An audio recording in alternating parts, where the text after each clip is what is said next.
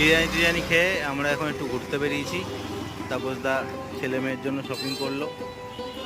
দারুণ বাংলাদেশের এই সফর, আজকেই আমাদের শেষ দিন। তো আমরা ভালো করে একটু ঘুরে নিচ্ছি, চারিদিক কী কী আছে দেখছি একটু। তাপসদার মেয়ের জন্য গার্মেন্টস নেওয়া হলো, মানে জামা কাপড় নেওয়া হলো, কারণ বাংলাদেশের গার্মেন্টস ইন্ডাস্ট্রিটা একটু বেটার।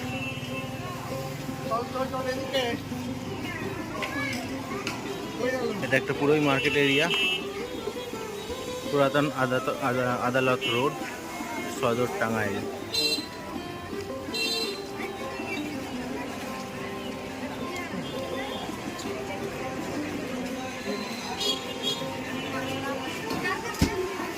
এখানে বিভিন্ন শাড়ির দোকান রয়েছে, বাংলাদেশি শাড়ি বেশি বিক্রি হচ্ছে, ইন্ডিয়ান শাড়িও আছে, স্পেশালি কাতান শাড়ির ডিমান্ড এখানে একটু।